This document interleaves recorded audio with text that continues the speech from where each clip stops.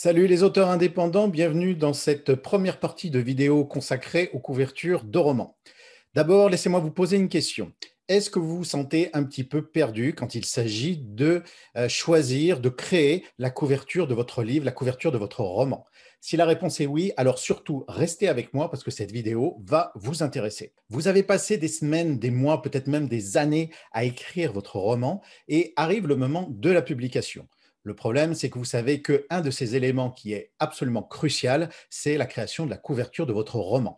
Pourquoi c'est crucial? Parce que la couverture, c'est le premier élément, c'est le premier contact que vous allez avoir avec votre lecteur quand il va voir votre livre en librairie ou sur les plateformes de diffusion. Mais comment bien choisir la couverture de son roman? Comment faire pour bien la créer? Quels sont les éléments importants à côté desquels il ne faut surtout pas passer? Ce sont les sujets, les points que j'ai abordés avec Ethan Joe Pingo, qui est graphiste professionnel, entre autres, et nous avons discuté pendant un petit peu moins d'une heure sur tout ce qui fait une bonne et une mauvaise couverture. Pendant cet entretien, nous allons parler du site sur lequel vous pouvez commander une couverture à un professionnel sans vous ruiner. Nous allons parler donc des éléments qui font la différence entre une bonne et une mauvaise couverture. Et nous allons également aborder les sites gratuits et payants sur lesquels vous pouvez télécharger des images libres de droit dont vous pourrez vous servir pour créer vos couvertures. Ensuite, dans une seconde vidéo qui sortira dans quelques jours, je vous montrerai comment créer vous-même une couverture à partir du logiciel gratuit Canva. Et Ethan reviendra nous voir pour nous donner son avis sur la couverture que j'aurai créée, moi qui ne suis pas graphiste, et il nous fera quelques suggestions de son cru. Mais avant toute chose, on va commencer par l'interview d'Ethan sur comment réussir la couverture de son roman. Et ça, c'est tout de suite après le générique.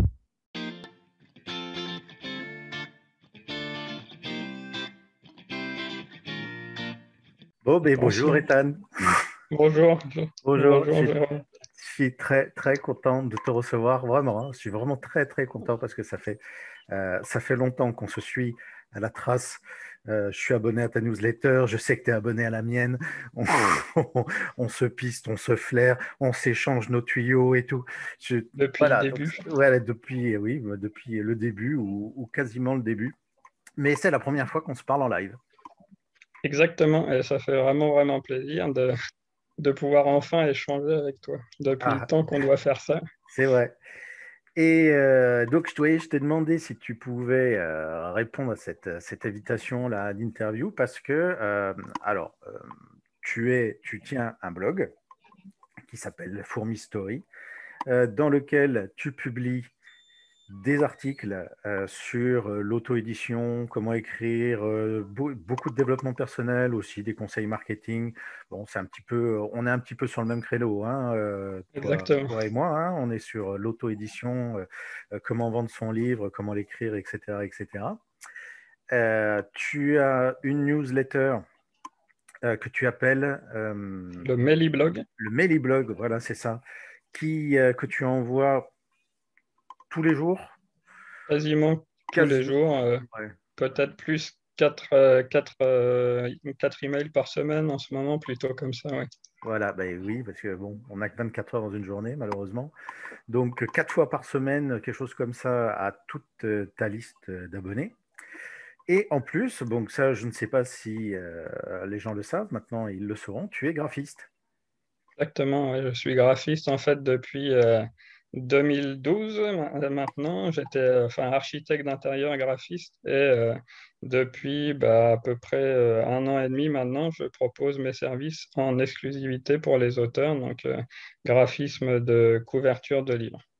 Et alors, et ouais, et donc c'est cette activité de graphiste qui m'intéresse parce que, alors moi, sur Écrit à être lu, je crois qu'à chaque fois que je parle de couverture dans mes articles, je le dis, je le répète, j'ai jamais changé d'un iota sur ce point-là. Il vaut toujours mieux faire sa couverture par un professionnel. Parce que le graphisme, c'est un métier. Tout le monde ne peut pas s'improviser graphiste. Je sais que moi, en tant que graphiste, je suis une véritable catastrophe, donc je n'essaye plus, je sais que ce n'est pas mon truc. Voilà, donc il faut, dans la mesure du possible, passer par un professionnel pour faire sa couverture parce que la couverture, c'est hyper important. C'est la première accroche que tu vas avoir avec ton lecteur. On a quelques secondes, je crois que c'est 6 ou 7, je ne sais plus exactement. 8, 8. 8 secondes. Oh bon, t'es large toi. On a quelques secondes pour accrocher le regard du lecteur avec sa couverture et donc on n'a pas le droit à l'erreur. Il faut vraiment avoir une couverture qui accroche l'œil, une couverture qui pète et qui va attirer l'attention et lui faire le faire s'arrêter pour prendre le livre, le tourner et lire la quatrième de couverture. Après, bon, la quatrième de couverture, c'est une autre histoire. Donc ça, voilà, ça je l'ai toujours dit. Il y a deux postes sur lesquels il faut mieux passer par un professionnel, c'est la couverture et la correction parce qu'on n'est jamais mieux corrigé que par quelqu'un Quelqu'un d'autre. d'autre. Voilà. L'auteur est généralement le dernier au courant qu'il a fait des grosses boulettes dans son texte. Sauf que, malheureusement, il y a des auteurs qui nous écoutent peut-être, qui se sont lancés dans l'auto-édition, qui se sont lancés dans l'écriture et qui ont un budget de 0 € pour faire leur couverture. Donc, alors, voilà, je voulais discuter un petit peu avec toi de ce qu'il est possible de faire, soit quand on a un budget qui est vraiment rikiki, soit quand on a un budget qui est quasiment nul. Comment est-ce qu'un auteur peut s'en sortir pour finalement avoir une couverture qui sera peut-être pas aussi bien que le ferait un graphiste pro, mais bon, qui lui permettra quand même de sortir un petit peu du lot et de pouvoir proposer son livre et de faire voilà, d'avoir un livre qui soit vendable. Je le dis sans aucun complexe. Moi, la couverture de mon premier roman, c'est une catastrophe. Je ne l'aime pas du tout. J'ai décidé, c'est pour ça que je le lis, hein, je suis nul là-dedans. J'ai décidé de faire ça tout seul. C'est une cata. Et je n'attends qu'une chose, c'est de sortir le tome 2 pour faire une réédition du tome 1 avec une couverture un petit peu mieux. Donc voilà, disons qu'on a un auteur a un budget, je ne sais pas, on va dire d'une cinquantaine d'euros, pas plus. Qu'est-ce qu'il peut faire pour avoir une couverture qui sort un petit peu de l'ordinaire, un truc pas tout plat et tout moche, comme moi je sais faire. Eh ben, moi, je te rejoins totalement, mais bah, déjà, la première chose que je peux dire, c'est que en fait, moi-même, si j'avais à refaire une couverture de livre, pour le moment, ça fait longtemps que j'ai pas écrit, mais moi-même, si j'avais une couverture de livre à faire, je passerais aussi par quelqu'un d'autre pour la faire faire, parce que en fait, même en tant que graphiste, c'est exactement la même chose qu'on a dit tout à l'heure pour la correction de son livre. En fait, on a une, ben, on voit, en fait, quand on lit son livre, en fait, on relit son livre, on ne voit pas les fautes, et c'est exactement pareil en graphisme. On travaille sa couverture comme on aimerait qu'elle soit, et finalement, on ne la travaille pas pour le marché, comment le marché voudrait qu'elle soit. Et finalement, c'est un peu le problème dans beaucoup de domaines de l'auto-édition, c'est que on écrit son livre pour soi, on fait sa couverture pour soi, euh, on fait sa promotion comme on penserait comme on penserait qu'elle puisse nous ramener des lecteurs. Et finalement, bah, ce n'est pas du tout la bonne solution. Et le mieux, c'est de déléguer. Alors évidemment, quand on n'a pas le budget, bah, il faut faire par nous-mêmes.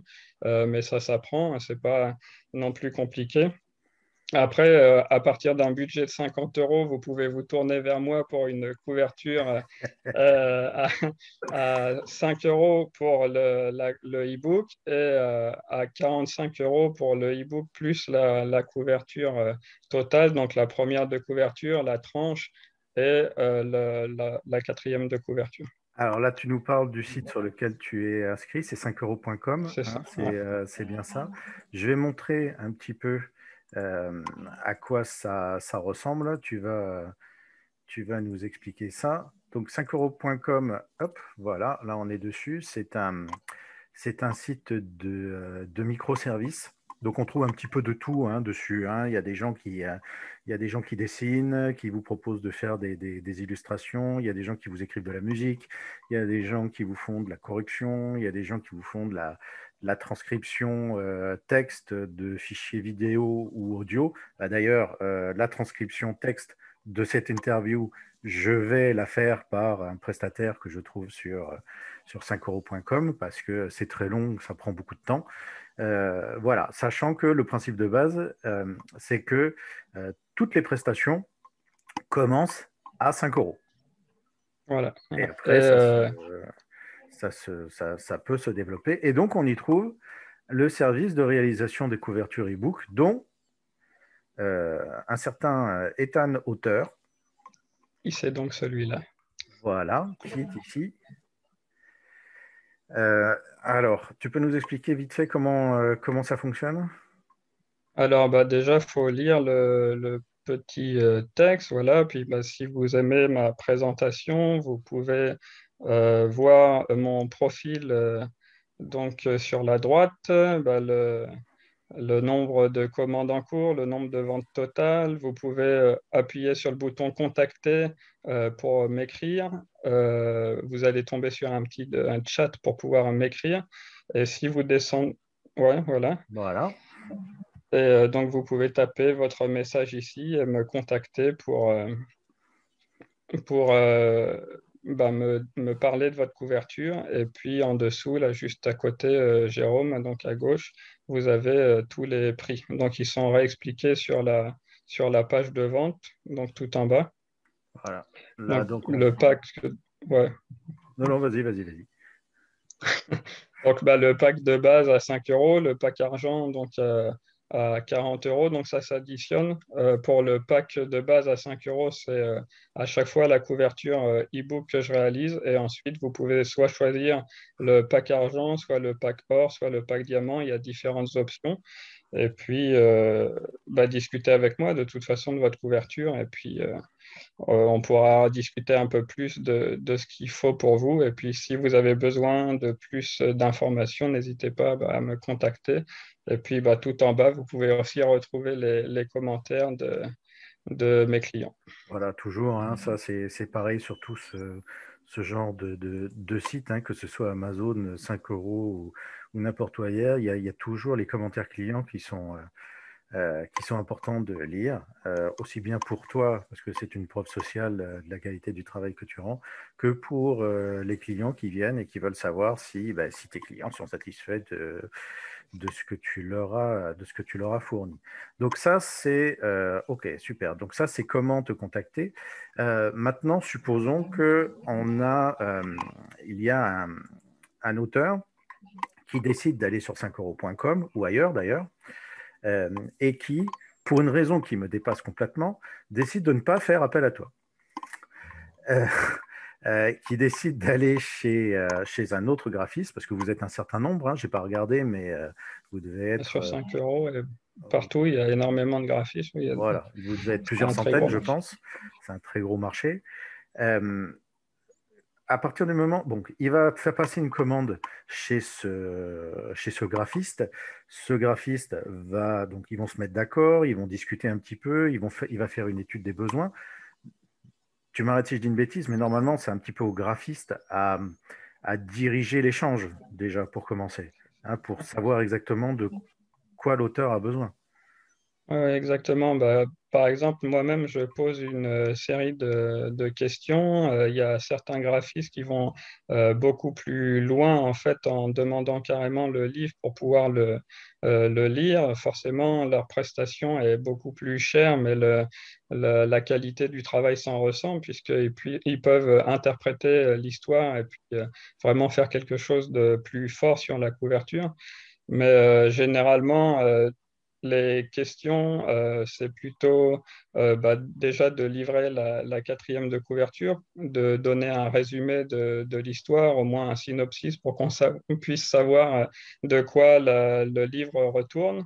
Et puis ensuite, ce qu'il faut, c'est bah, partager le plus possible sur son livre, sur ce qu'on veut, sur ce qu'on souhaiterait sur la couverture, parce que plus le graphisme a d'idées, plus il a de choix, de possibilités, même peut-être envoyer par exemple des images qui nous inspirent, Hmm. des choses comme ça. Alors justement, les images que tu vas utiliser pour faire la couverture, c'est l'auteur qui te les envoie ou c'est toi qui vas les chercher? Alors ça dépend du graphiste. La plupart du temps, si c'est un tout petit prix, évidemment, il va pas forcément aller les chercher pour la personne. Moi, je le fais parce que je trouve que ça fait partie du service et que c'est important, mais certains clients, par exemple, me donnent leurs images parce qu'ils sont arrêtés sur cette image, ils souhaitent cette image. Donc, soit ils les ont cherchées sur des sites libres de droit, on pourra en reparler, soit ils les ont achetées sur des sites Internet qui proposent ce genre d'images. Et à partir de là aussi, bah, je réalise leur couverture de livre selon leurs souhaits. D'accord. Et donc ces sites d'images libres de droit, donc on peut en parler un petit peu. Bon, je pense qu'ils sont assez connus, mais ça fait jamais du mal de faire une petite piqûre de rappel.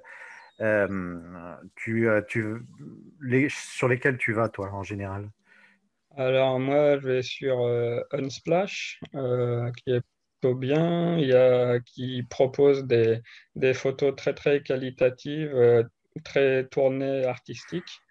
Il y a Pixabay qui Mm. propose tout un tas d'images, parfois de mauvaise qualité, mais parfois de bonne qualité.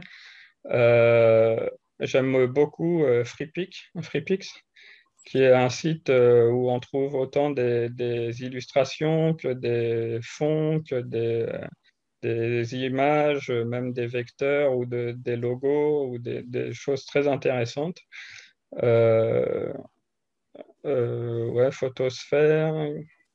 En fait, moi, je vais principalement sur ces quatre-là. Après, il y en a beaucoup d'autres, hein. Il suffit de chercher banque d'images sur Google et on en trouve énormément. Et puis après, au niveau des images qui sont payantes et de très bonne qualité, ce que je recommande, c'est plutôt Shutterstock, qui est pas Mm. mal, Shutterstock. Et puis la banque d'images de Adobe, qui est vraiment très bonne aussi. Oui. Oui. Alors, les photos de Pixabay, tu dis, tu les trouves plutôt de mauvaise qualité, j'ai bien compris? En fait, il y en a qui sont très bonnes, il y en a qui sont au niveau graphique, c'est plutôt des assemblages, des collages, des choses un peu inesthétique. Après, ça, c'est difficile hein, de juger. C'est Ah, tu parles la- surtout des montages, toi, d'accord. les montages. Voilà. Pas Il y a forcément beaucoup des de photos. montages un peu fantaisistes qui sont pas vraiment. Ouais, j'ai beaucoup de clientes de clients qui m'ont demandé d'utiliser ce genre d'image et c'est pas quelque chose que je recommande parce que c'est peu lisible et ça, bah, ça montre plutôt une mauvaise qualité de la présentation et donc du coup bah, le lecteur peut penser que le livre n'est pas bien alors qu'en Hmm. soi il peut être très bien aussi quoi. D'accord. Voilà. Et puis bah, faire très très attention en fait quand on choisit une image il faut qu'elle soit en 300 dpi. Ça c'est très important, c'est la qualité de la photo, ce qui fait que si on imprime la couverture de livre, il faut qu'elle soit en 300 dpi, ça veut dire le nombre de pixels, que le nombre de pixels de l'image soit assez bonne pour que bah, l'impression, ça soit pas flou et pixelisé, quoi. Oui, donc ça, 300 dpi, c'est quand on veut faire une édition de papier hein, de son livre. Voilà. Si on reste sur l'e-book, je crois que c'est beaucoup moins. C'est 72, hein, tu m'arrêtes. 72, oui, c'est ça, entre 72 et 100, ça suffit. Voilà. C'est d'ailleurs mieux parce que ça permet au site internet sur lequel on héberge l'image ou à la boutique en ligne ou quoi de tourner plus vite parce qu'effectivement, les images prennent La du place. Ouais. poids de stockage sur les sites, de la data. Donc, plus les images sont lourdes, plus le site a du mal à s'ouvrir et plus le site a du mal à s'ouvrir, plus les clients partent parce qu'ils ont autre chose à faire que Ouais. d'attendre que la page s'ouvre. Ouais, d'autant plus, il ne faut pas oublier que le référencement SEO sur Google tient compte en plus de la vitesse d'affichage des sites. Des Donc, images. Ouais. si sur votre blog, vous mettez des photos énormes pour finalement les réduire à des miniatures, faites bien attention parce que ça va vous desservir en termes de référencement sur Google. Ça, c'est quelque chose voilà, que les gens ne savent pas forcément. Donc, OK, donc la photo libre de droit, donc soit photo sur des banques gratuites comme Pixabay, Unsplash, FreePic, tu en as dit un quatrième, mais je l'ai oublié, soit sur des photos payantes comme Adobe ou pareil, Shutterstock. Voilà, Shutterstock. OK, donc on revient à mon graphiste que l'auteur a trouvé sur 5euros.com. Donc, ils se sont mis d'accord sur ce qu'ils voulaient faire. L'auteur a peut-être envoyé des photos ou alors c'est le graphiste qui les a proposées. Ils se sont mis d'accord sur un délai. Ça, en général, c'est plutôt bien cadré hein, sur 5 euros. Pour 5 euros, c'est cadré, oui, parce que en fait, le site propose de sécuriser l'argent sur le site. C'est pas le graphiste qui va le recevoir. Il y a moyen d'annuler à tout moment la commande si on n'est pas satisfait. Et, c'est assez bien fait sur 5 euros. Après, c'est quelque chose qu'il faut vraiment, si vous prenez un graphiste sans passer par une plateforme qui va gérer tous les problèmes en cas de litige avec le graphiste, en cas d'insatisfaction de votre part, etc. Bah, c'est mieux de vraiment faire un contrat avec le graphiste et de bien signer un devis et de signer une facture avant d'envoyer l'argent sur le compte bancaire du graphiste, quoi. Oui, oui, il faut jamais, quand on signe un contrat commercial comme ça, parce qu'une vente, une couverture, c'est un contrat commercial, acheter une couverture, C'est ça. ne jamais partir du principe que tout va bien se passer et que tout le monde a tout compris les mêmes choses au même moment avec le même sens, parce que je peux vous garantir que ce n'est jamais le cas. Même quand ça se passe bien, il y a toujours des petites nuances qui n'ont pas été comprises de la même façon des deux côtés de la table. Euh, donc, oui, c'est vrai que 5 euros, pour le coup, c'est une sécurité parce qu'on C'est- sait qu'il y a la plateforme de service derrière qui va protéger un petit peu l'intérêt du client en cas de litige. Ça, tu fais bien de le souligner, c'est important. Et alors, C'est pour ça que oui, j'ai choisi cette plateforme parce que justement, ils sont très sérieux là-dessus et que ça laisse aussi la possibilité, même si je fais mon travail, même si, par exemple, je mérite d'être payé parce que j'ai travaillé un certain nombre d'heures sur la couverture, je trouve que le client, s'il n'est pas satisfait de mon travail, pourquoi il va payer pour mon travail? Et donc, du coup, c'est bien qu'il puisse annuler à tout moment, quoi. hmm. Et ça, je trouve que c'est un très bon point pour Et alors, justement, pour quelqu'un qui n'est pas graphiste, comment est-ce qu'un auteur qui n'y connaît rien en couverture, c'est son premier livre qu'il publie, il n'a jamais fait de couverture de sa vie, comment est-ce qu'il peut juger si la couverture qui lui est remise par son graphiste est bonne ou mauvaise? Alors, je mets des guillemets pour bonne ou mauvaise parce que, évidemment, tout est toujours très relatif. Mais est-ce qu'il y a des points particuliers, des points de vigilance que tu pourrais nous donner pour que les auteurs sachent qu'il faut regarder telle chose, telle chose, telle chose pour savoir si leur couverture qu'on leur propose, s'ils doivent l'accepter ou s'ils doivent demander des modifications ou s'ils doivent carrément la rejeter parce que c'est trop pourri. Ouais, bah, du coup, là, j'ai une petite couverture. Ok. Je pense que ce qui est important de voir, c'est que le titre il soit assez clair et assez visible. Là, pour le coup, oui. Ça, c'est important en fait pour moi parce que euh, si tu veux, nous en tant qu'auteur autopublié, on va principalement publier sur des plateformes et sur les plateformes, la couverture apparaît en tout petit, souvent à côté d'autres couvertures. Mhm. Et donc, bah, il faut que la couverture elle soit assez claire, assez nette et que le titre soit assez visible. Ensuite, que la photo soit de bonne qualité, qu'elle ne soit pas pixelisée, etc. Euh, Ensuite, bah, dans les mentions légales, normalement, il y a l'éditeur qui doit être affiché en première page de couverture ou en quatrième de couverture. Ah, Essayer de... pardon, excuse-moi, je te coupe. Si on est auto-édité, qu'est-ce qu'on met comme éditeur? Là, vous pouvez juste passer cette étape, mais normalement, Ok. après. Ça peut être fait dans les pages intérieures du livre. On n'est pas obligé de mettre moi sur un grand Voilà, non, ça, d'envergure. D'accord. c'est ce qui se fait normalement dans l'édition traditionnelle.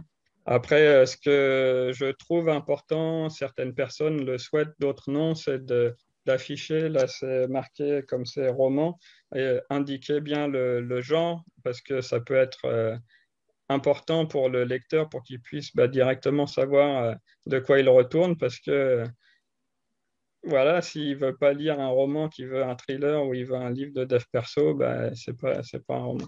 Sur la quatrième de couverture, il faut que ce soit assez lisible parce que souvent les gens écrivent assez petit. Celle-là, c'est pas vraiment un bon exemple, c'est un peu trop long, la quatrième de couverture, à mon Oui. sens. Par contre, ce qui est pas mal, c'est qu'il a mis les points qui sont importants dans le bouquin. Et l'autre chose qui est très importante, et ça c'est vraiment obligatoire pour une couverture de livre, c'est le code barre. Il doit être affiché avec le numéro ISBN en quatrième de couverture. Et le prix, c'est aussi très important et obligatoire en France parce qu'il y a un prix unique du livre en France. On peut pas, un magasin ne peut pas proposer un prix et un autre magasin proposer un autre prix. Donc le prix est fixe et donc il faut le définir notamment avant de faire appel au graphiste pour qu'il puisse inscrire le prix sur le livre. Et puis le code barre, bien demander le code barre. Il y a Amazon, ils proposent eux-mêmes directement de livrer le code barre. Mais si vous voulez qu'il y ait un code barre sur votre livre et qu'il puisse être commercialisé en magasin, parce que le code barre, sinon, s'il n'y a pas de code barre, pas de livre en librairie et pas de livre non plus sur les plateformes de vente en ligne. Donc, si vous voulez qu'il y ait un code barre, en fait, il faut donner votre numéro ISBN au graphiste pour qu'il puisse générer lui-même un code barre et la poser sur la couverture. Et pour ça, il faut faire une demande d'ISBN à la FNIL, mais ça, c'est un peu une autre question que la couverture de livre. Bon, je mettrai un lien vers un article que j'ai fait sur le sujet dans la transcription texte, comme ça les gens pourront aller voir tout de suite de quoi ils retournent. Donc, si je récapitule, un titre bien lisible, une photo nette, pas floue, pas pixelisée. Tu nous conseilles de mettre le genre du livre, donc roman, thriller, fantastique, fantasy, voilà. L'éditeur, bon, quand c'est nécessaire. Nécessaire, oui. Une quatrième de couverture avec en grosses lettres, hein, que ce soit bien lisible, un truc pas trop long. Pas trop long. Et un code barre avec le prix indiqué. J'ai rien oublié. C'est ça, ouais. Et puis l'ISBN aussi. Et l'ISBN. Bon, pour un livre, normalement, le code barre, c'est la même chose que l'ISBN. Enfin, le numéro du code barre, c'est l'ISBN.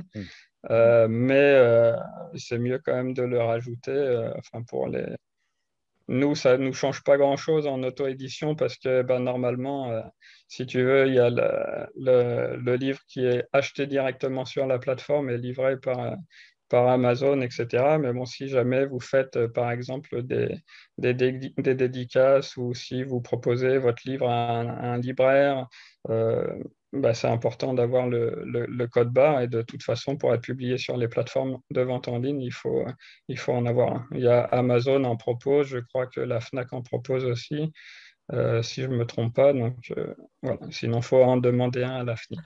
Oui, oui, non, après, la FNIL fait ça. Je crois qu'il y a des sites aussi qui permettent de générer son code barre, Ouais. l'EAN. Hein. Bon, je mettrai des liens pour tout ça dans le texte, il n'y a pas de souci. Moi, il Il y a y quelque... a, il y a c'est Bartek, je crois, qui s'appelle le site que j'utilise. Je vais aller regarder ça. Bon, je me souviens, Barcode.tech, ouais, c'est je me ça. souviens pas du nom. Moi, je me souviens, il y a un truc, donc j'ai fait ma couverture tout seul. Il y a un truc sur lequel je me suis arraché les cheveux. Bon, ça va, ça repousse. C'est sur, c'est sur la tranche pour Ouais, le livre papier. Euh, pour voilà, calculer l'épaisseur de la tranche de façon à savoir voilà, les dimensions de ta couverture pour que ton livre rentre et que ça ne soit pas toute guingois avec un espace en trop ou alors trop serré et que toutes les pages ne rentrent pas dans ta couverture papier. Ouais, c'est ça. Donc, en fait, ce qu'on appelle normalement la tranche, c'est cette partie. On l'appelle qu'on appelle la tranche. Ça, normalement, on l'appelle le dos et communément, on l'appelle la tranche. Mais c'est une erreur de langage. La tranche, c'est la partie où il y a les pages. Même cette partie et cette partie, c'est la tranche. Et ça, c'est le dos. D'accord. Ça, c'est la première de couverture et ça, c'est la quatrième de couverture. Donc, sur la tranche dont tu parles, oui, il faut vraiment faire attention à ne pas mettre les caractères de titre, éditeur, nom d'auteur, etc., trop gros. Et comment on calcule la tranche, en fait, c'est bah, l'épaisseur du papier multiplié par le nombre de pages. D'accord. Donc ça, c'est un truc, c'est quoi? C'est l'auteur qui le fait ou c'est le graphiste qui s'en occupe? Alors, c'est plutôt, normalement, ce qu'il faut, c'est faire un gabarit. Donc, les gabarits, c'est un peu des templates de comment vont être la couverture avec là où va être l'épaisseur de la tranche, les marges, parce qu'il y a les marges de coupe, évidemment. Euh, à l'impression, on va couper le cadre. Donc, du coup, bah, il faut des marges. Ça, normalement, vous pouvez le demander soit à votre imprimeur, soit sur Amazon. Ça se trouve aussi, sur la FNAC aussi, normalement. Donc, ça s'appelle un gabarit ou euh, Ou en fonction du nombre de pages, il va nous dire si, voilà, Amazon nous calcule ça presque automatiquement, si je me souviens bien. Ça fait longtemps que j'ai fait oui, ça. oui, c'est automatique. Donc, du coup, c'est juste taper 4dp amazon.com. Après, il faut taper cover template. Et là, bah, je pourrais t'envoyer la page et tu pourras la mettre en description. Là, il suffit juste de remplir la taille de coupe. Donc, choisir bien la taille du livre et puis bah, le nombre de pages, la couleur du papier. Et puis, eux vont télécharger ce modèle de couverture si tu veux. Et après, il suffit juste de me fournir ce modèle de couverture. Et moi, je fais la couverture et je pense que tous les graphistes fonctionnent comme ça. C'est soit, je pense que ce qu'il faut, c'est que bien comprendre en fait que avant de faire appel à un graphiste, il faut avoir son livre, son manuscrit qui est bien défini au format auquel il va être imprimé. Et puis de bien avoir fini la correction, de bien avoir fini d'avoir mis tout ce qu'il faut dans le livre, qu'il n'y ait plus de coquilles, parce que bah, si on a des fautes à corriger, ça peut faire varier le nombre de pages. Donc effectivement, comme tu disais, faire varier la tranche. Et puis, une fois qu'on a fini le manuscrit, une fois qu'on est sûr de ça, qu'il est bien corrigé, qu'on a fini de le mettre en forme au bon format, eh ben, demander soit à l'imprimeur, si on fait imprimer, par exemple, pour un salon du livre, soit sur les plateformes en ligne, aller chercher le gabarit. Et ensuite, ça nous permet bah, d'avoir la bonne taille, de ne pas être embêté au moment de la mise en ligne sur Amazon ou sur les autres plateformes. Et puis, voilà, je te donnerai des gabarits, des exemples de gabarits si tu veux. Donc là, ça marche pour toi? Oui, Tu très vois bien, je vois tout. l'écran? Super. Donc, bah, du coup, par exemple, sur Amazon, vous pouvez voir le lien. Donc, en haut, euh, vous pouvez cliquer. De toute façon, normalement, si vous tapez dans Google Amazon Cover Template, vous allez tomber là-dessus ou modèle de couverture livre broché pour Amazon. Et à partir de ici, il faut sélectionner donc le format du livre. Généralement, les auteurs auto-édités utilisent plutôt le 5,5 fois 8,5 pouces, donc 13 cm par 21 cm. Donc, vous choisissez le format. Évidemment, il faut que ce soit, donc, comme on a dit tout à l'heure, en fonction de votre manuscrit, qu'il ait été bien mis au bon format pour qu'il puisse rentrer dans la couverture du livre. Ensuite, vous choisissez donc votre nombre de pages, par exemple 200 pages.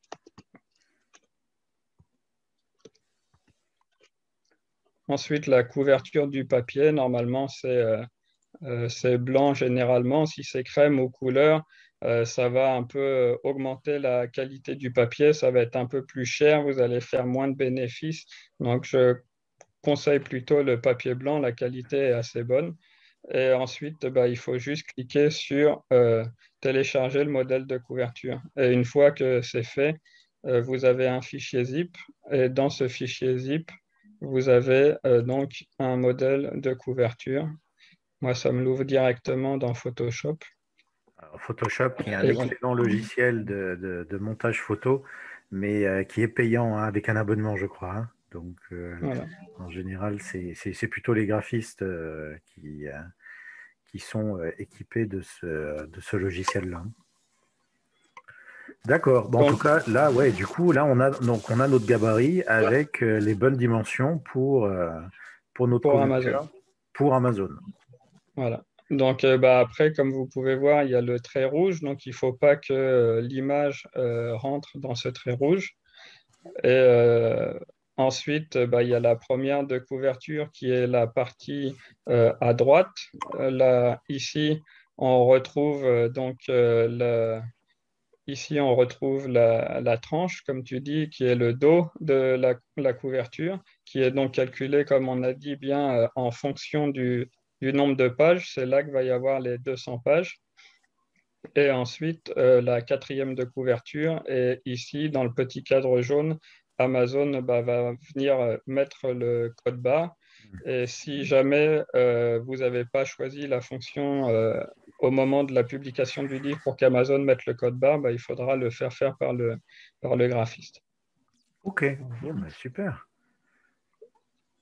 D'accord. Bon, moi, ça, c'est un des gros avantages d'Amazon, hein, c'est que bah, ils nous facilitent la vie, forcément. Hein, ils veulent qu'on publie chez eux.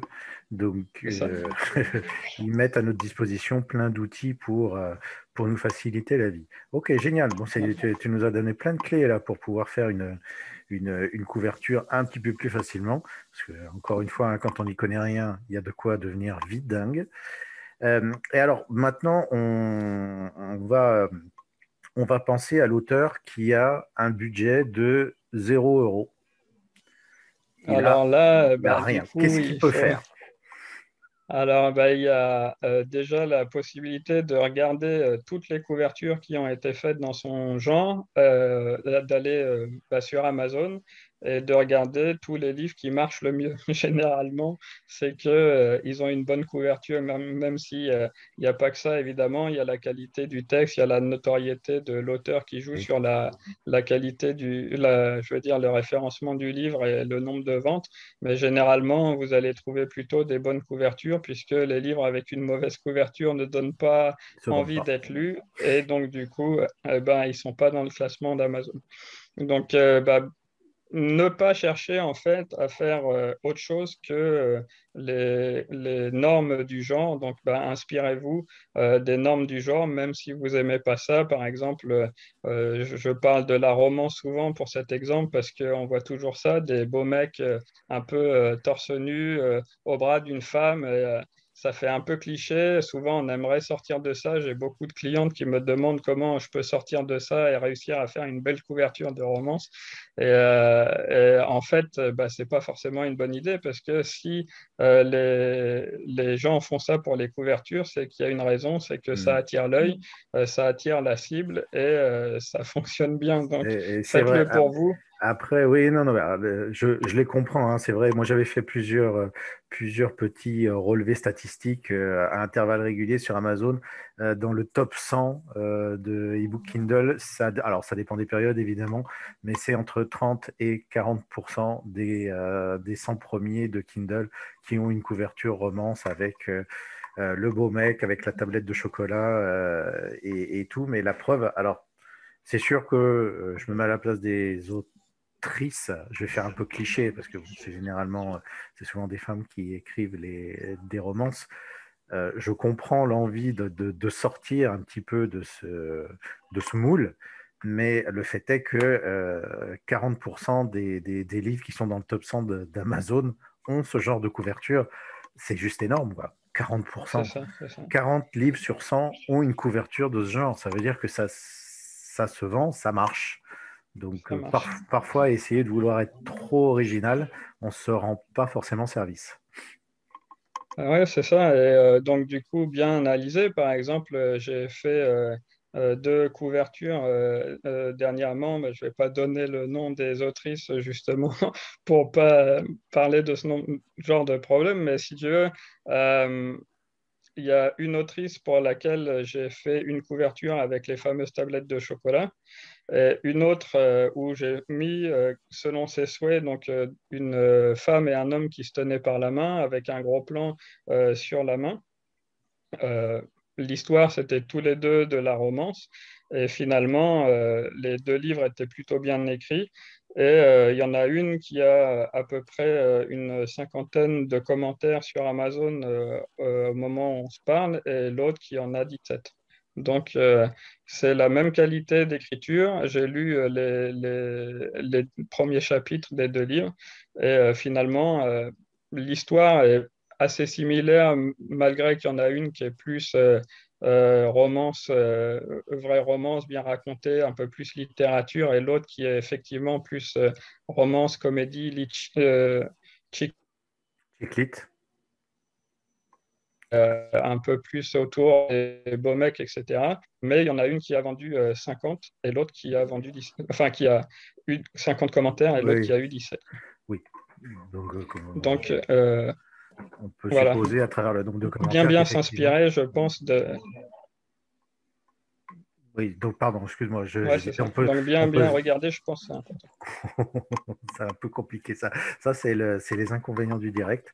Ah, ça, Vas-y, bien s'inspirer donc des modèles du genre, c'est ça que tu allais dire. c'est ça, ça coupe. Ouais, ça coupe. Ça coupe un peu. Bref, ouais, s'inspirer des modèles du genre et puis bah, pas chercher à réinventer la poudre, c'est important. Euh, Après, bah, je pense que on peut utiliser des logiciels gratuits. On parlait de Canva tout à l'heure. Il y a Photopea, GIMP, il y en a pas mal d'autres. Moi, je conseille Canva. Je n'utilise pas personnellement, mais j'ai entendu de bons retours dessus. Et c'est assez simple de prise en main d'après ce qu'on me dit. Et sinon, je conseille souvent Photopea à mes clients parce que c'est un site en ligne, en fait. Il n'y a pas besoin de télécharger un logiciel et c'est une copie de Photoshop. Donc, il y a pas mal de choses qu'on ne peut pas faire, évidemment. C'est moins puissant que Photoshop parce que ce n'est pas un logiciel payant, mais il y a énormément de fonctions et ça ressemble trait pour trait à Photoshop. On peut gérer les calques, on peut gérer la transparence, on peut effacer, couper, gommer, mettre du texte, gérer ses polices. Donc, c'est un très très bon logiciel que je recommande et qui est directement en ligne. Donc, il n'y a pas besoin d'un quoi que ce soit, et ça, c'est super pratique. D'accord, bah, je connaissais pas Voilà. Photopea, Qu'est-ce que je pourrais j'irai dire voir sur les ça, quoi. couvertures? Bah, comme on a dit, ouais, vraiment, ouais, il faut, je pense que c'est un très bon site. Et qu'est-ce que je pourrais dire d'autre? En fait, bah, à surcharger la couverture, ça c'est une des erreurs. Est-ce que tu pourrais rajouter ça parce que dans mon histoire il y a ça? Est-ce que tu pourrais ajouter elle parce que dans mon histoire il y a ce personnage? Est-ce que tu pourrais, tu vois, ce genre de couverture un peu trop surchargée? Ce qui marche en ce moment, c'est les couvertures qui sont assez épurées et assez significatives en fait il y a une image qui est claire, un titre qui est choisi avec une belle police, et puis basta, quoi. Pas Hmm. essayer de mettre trop d'éléments. Et puis quand on débute, c'est un peu compliqué de savoir comment composer une image, comment gérer les filtres. Donc essayer de faire soi-même un bidouillage pour réussir à faire une image, c'est vraiment pas une bonne idée, quoi. Donc prendre une image simple et la mettre sur le livre, ça marche, c'est très bien, quoi. Pour moi, c'est le mieux. D'accord, oui, Et il faut plus c'est simple, pas plus c'est essayer efficace. de faire quelque chose de trop compliqué avec des montages, de rajouter des images par-dessus d'autres. Parce que c'est vrai qu'on peut s'imaginer qu'il suffit de prendre une image et de la mettre par-dessus une autre, mais en fait, non, ça marchera très rarement comme ça, parce que entre deux images, il y a la lumière qui est pas la même, il y a la texture qui est pas la même, enfin, il y a plein de choses qui diffèrent et qui font que si on fait juste que rajouter une image sur une seconde image sur une première, bah, ça va se voir, quoi. C'est même, même aux yeux du plus candide des lecteurs, il va le voir, il va le voir immédiatement. Oui, Donc, oui, c'est ça. voilà, vaut Et mieux essayer de puis, faire simple. il y a ça, je pense que c'est aussi plus simple déjà de faire une recherche préalable de l'image, quitte à payer une bonne image, même sur FreePix, ça coûte pas non plus énormément. Il y a des très bonnes choses, même sur les sites qu'on a cités, les sites gratuits, il y a énormément de choses, mais trouver une image simple qui soit assez impactante, qui soit claire et lisible quand on la met en petit sur l'écran, qu'elle soit pas trop chargée. Et puis la mettre et puis choisir une jolie police, quelque chose qui marche bien avec cette image et puis basta, en fait, c'est beaucoup plus simple que de chercher à faire compliqué et finalement de faire une couverture qui soit pas assez professionnelle. Bien. Bon, bah écoute, merci beaucoup, Ethan, hein, pour tous ces conseils, tous ces points de vigilance. C'était super intéressant. Je pense qu'il y a beaucoup d'auteurs qui ont appris plein de choses. Moi, en tout cas, j'ai appris des trucs. Je le dis très clairement. Euh, merci beaucoup pour tous ces conseils, pour le Mailiblog que tu envoies tous les jours, 4 fois par semaine, euh, Quasi quotidiennement. quasi quotidiennement. N'hésitez pas à vous inscrire au Mailiblog d'Ethan. Il y a des choses très, très intéressantes. Et puis, donc, ils peuvent te retrouver sur 5euros.com s'ils souhaitent faire appel à tes services pour faire ta couverture et des couvertures qui sont très très belles, notamment une des dernières que tu as faites sur un certain e-book qui s'appelle Pronostic, qui va sortir, je crois, le Bientôt. 17 avril en e-book sur Amazon. Voilà, ça c'était la page auto-promo. C'est chouette, en tout cas, ouais, merci beaucoup pour m'avoir invité. Ça fait vraiment plaisir de parler avec toi parce que on discute, on voit notre travail depuis presque 2 ans maintenant, je pense, même peut-être plus que 2 ans. Donc, merci beaucoup. C'était vraiment super de pouvoir partager ce que je sais sur la couverture et puis de partager avec toi et puis partager avec vous avec plaisir. Merci à toi aussi, c'était très agréable. Merci. Ciao Ethan, à bientôt. À bientôt, Jérôme. Voilà, c'est la fin de cet entretien. Vous avez maintenant tous les éléments, j'espère, pour réussir la couverture de votre roman. Dans quelques jours, je publierai une seconde vidéo dans laquelle je vous montrerai comment créer vous-même la couverture de votre roman à partir du logiciel gratuit Canva. Ethan reviendra nous faire une petite visite pendant laquelle il va commenter mon travail de graphiste non professionnel et nous faire quelques suggestions pour l'améliorer. En attendant, je vous invite à vous rendre sur mon blog écrire-et-être-lu.com. Vous pourrez y télécharger gratuitement mon plan marketing pour auteurs, toutes les étapes pour vous permettre de vendre votre livre et trouver votre lectorat. Ciao!